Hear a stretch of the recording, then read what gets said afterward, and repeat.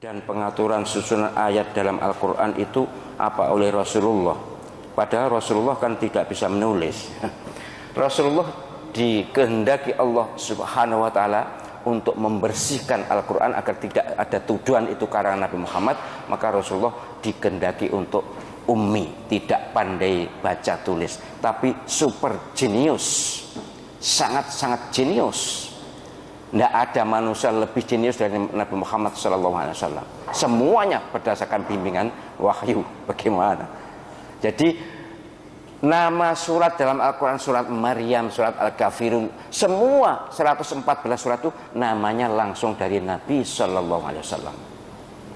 Apalagi urutan ayat dalam surat, oh jelas. Ayat yang masuk surat Al-Baqarah itu ayat ini sampai ini. Walaupun turunnya Al-Quran itu berselang, tidak urut Al-Baqarah habis baru Al-Imran habis, tidak. 22 tahun lebih itu zigzag turunnya Al-Quran itu. Kadang turun ini sekian ayat, kemudian karena kasus yang lain turun itu. Tapi oleh Nabi ditertibkan dalam surat tertentu. Ini kalau tidak jenius tidak bisa. Lintas sejarah terkoreksi sampai sekarang tidak ada orang yang bisa menandingi kehebatan Nabi Sallallahu Alaihi Wasallam. Nah, pengurutan surat itu diperselisihkan. Menurut sebagian pendapat ulama ahli Quran, surat Al-Quran itu dibiarkan Nabi ya dalam keadaan tidak terurutkan seperti sekarang. Tapi ulama yang lain menyatakan enggak. Itu juga namanya tauqifi ya, yang tadi ijtihadi. Kalau yang mengurutkan para sahabat itu ijtihadi. Enggak, ini tauqifi, ketetapan Nabi. Bahwa yang pertama Al-Fatihah, yang kedua Al-Baqarah, ketiga Ali Imran, keempat An-Nisa, itu Nabi, itu pendapat.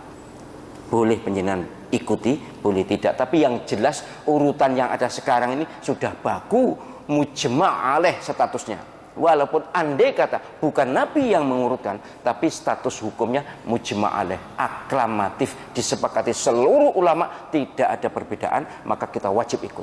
Oleh karena itu para ulama Al-Quran berpesan, kalau membaca Al-Quran dalam sholat, ngimami sholat, jangan nyungsang, karena urutan itu sudah ketetapan Nabi dan ijma' para ulama, bahkan ijma' para sahabat seluruhnya dulu sepakat.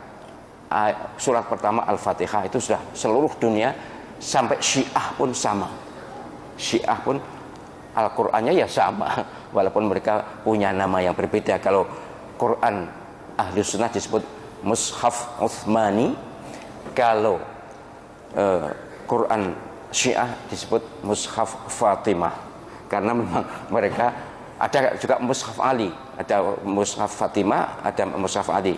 Soal nama ini ya mereka sendiri yang berbeda, tetapi yang jelas di awal pemerintahan Sayyidina Utsman lah Al-Quran itu dibukukan dalam kertas dalam bentuk mushaf, jumlahnya 6, disebar ke 6 kota, dan kemudian sekarang tersebar sampai jutaan, miliaran mushaf sekarang ini.